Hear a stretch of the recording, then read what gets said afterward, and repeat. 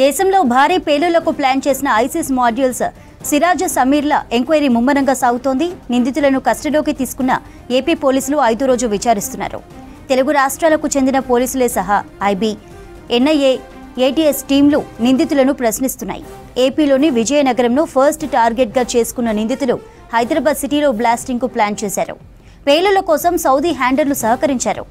ISIS modules దేశంలో ఎవరితో లింకులున్నాయో దర్యాప్తు సంస్థలు ఆరా తీస్తున్నాయి. దేశంలో భారీ పేలుళ్లకు ప్లాన్ చేసిన ఐసిస్ మాడ్యూల్స్ సిరాజ్ సమీర్ల ఎంక్వైరీ ముమ్మరంగా సాగుతోంది. నిందితులను కస్టడీలోకి తీసుకున్న ఏపీ పోలీసులు 5వ రోజు విచారిస్తున్నారు.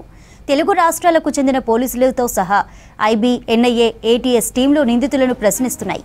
ఏపీలోని విజయనగరంను ఫస్ట్ టార్గెట్గా చేసుకున్న నిందితులు హైదరాబాద్ సిటీలోనూ బ్లాస్టింగ్కు ప్లాన్ చేశారు. పేలుళ్ల కోసం సౌదీ హ్యాండర్లు సహకరించారు.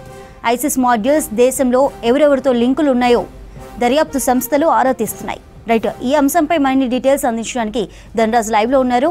ధనరాజ్, పేలుళ్లకు కుట్ర కేసు విచారణ ఎంతవరకు వచ్చింది? చంద్రిక, దేశంలో చూసినట్టయితే మెయిన్గా 5 చోట్ల కూడా బాంబు పేలుళ్లకు కుట్ర చేసేందుకు హైదరాబాద్ చెందినటువంటి సమీర్ కావచ్చు, అదేవిధంగా విజయనగరం చెందినటువంటి సిరాజ్ ఇద్దరు కలిసి కూడా పెద్ద ఎత్తున బాంబు పేలుళ్లకు పెద్ద ఎత్తున కుట్ర జరిపారు. ఈ కుట్ర కేసుకు సంబంధించిన వ్యవహారంలో ఇప్పటికే నేషనల్ ఇన్వెస్టిగేషన్ టీంతో పాటుగాను యాంటీ టెర్రరిస్ట్ స్క్వాడ్, అదేవిధంగా ఢిల్లీకి చెందినటువంటి ఇంటెలిజెన్స్ బ్యూరో కూడా విజయనగరంలో మకం వేసి 5 రోజుల పాటుగా ఈ నిందితులను విచారణ కొనసాగిస్తుంది. విచారణలో చూసినట్టయితే చాలా సంచలనమైనటువంటి విషయాలు కూడా వెలుగు చూస్తున్నాయి.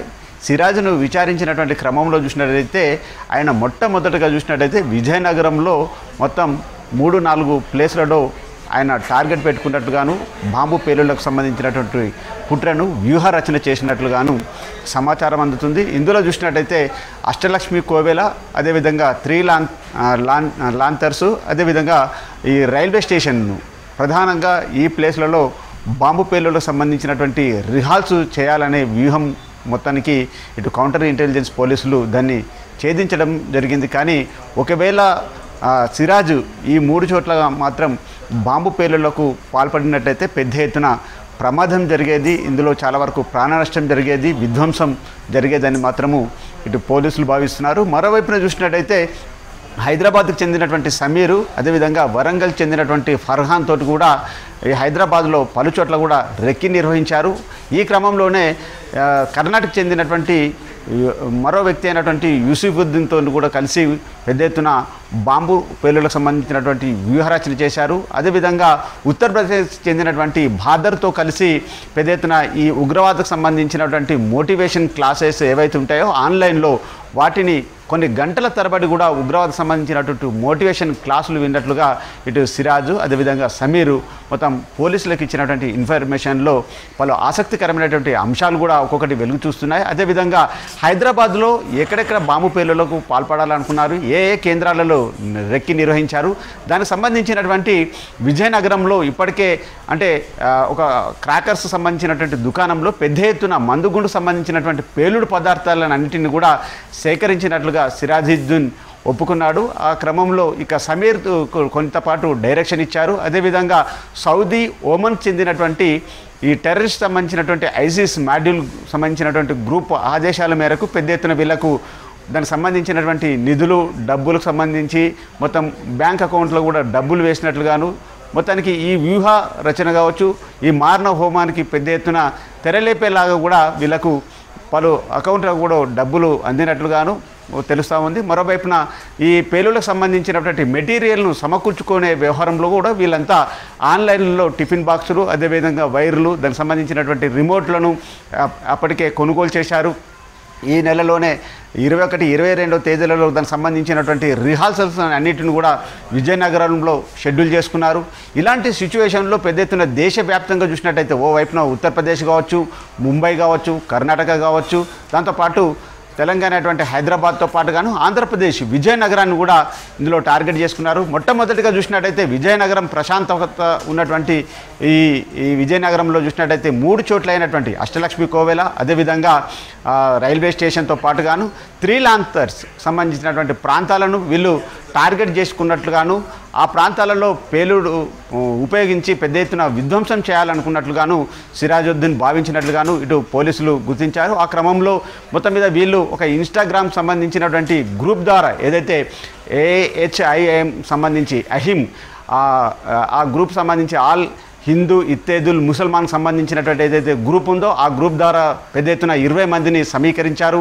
వివిధ రాష్ట్రాలకు చెందినటువంటి వ్యక్తులతో కలిసి కూడా ఒక గ్రూప్గా ఫామ్ అయ్యారు. మొత్తం మీద చూసినట్టయితే ముస్లిం కంట్రీగానే ప్రధాన ధ్యేయంగా కూడా ఈ ఇన్స్టాగ్రామ్ గ్రూప్ ద్వారా ఈ అహిం సంబంధించినటువంటి నెట్వర్క్లో పలు రకాల సంబంధించినటువంటి ఏదైతే ఓమన్ అదేవిధంగా సౌదీ ఐసిస్ సంబంధించినటువంటి మాడ్యూల్ ద్వారా వీళ్ళకు ఆదేశాలు రావడం జరిగింది. దాని ప్రకారమే వీళ్ళంతా కూడా పెద్ద ఎత్తున ఈ హైమ్ గ్రూప్ ద్వారా పలువురిని చేర్చుకున్నారు. ఇప్పటికి మాత్రం పోలీసులు సిరాజ్ను అదేవిధంగా సమీర్లను మాత్రం ఇద్దరిని మాత్రమే అరెస్ట్ చేశారు. మిగతా వారి కోసం కూడా గాలింపు చర్యలు ముమ్మరం చేస్తున్నారు.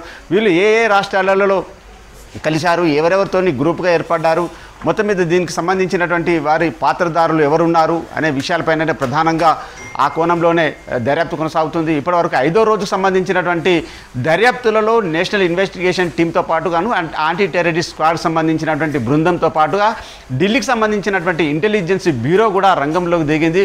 మొత్తం ఈ అంశాలన్నిటిని కూడా చాలా వరకు పూర్తిగా దర్యాప్తులలోనూ చాలా వరకు పలు ఆసక్తికరమైనటువంటి అంశాలు వెల్లడయ్యాయి. కాబట్టి హైదరాబాద్ సంబంధించినటువంటి సమీర్ తోటి ఇటు వరంగల్ చెందినటువంటి ఫర్హాన్ కూడా ఇందులో కుట్రలో భాగస్థుడయ్యాననే కోణం ఉంది. కాబట్టి ఫర్హాన్ కోసం కూడా మొత్తం మీద గాలింపు చర్యలు ముమ్మరం కొనసాగిస్తున్నారు. అదేవిధంగా ఉత్తరప్రదేశ్ చెందినటువంటి బాదర్తో కలిసి కూడా ఈ గ్రూప్లో యాడ్ అయ్యారు. కాబట్టి బాదర్ను పట్టుకునేందుకు కూడా పోలీసులు ముమ్మరమైనటువంటి చర్యలు తీసుకుంటున్నారు.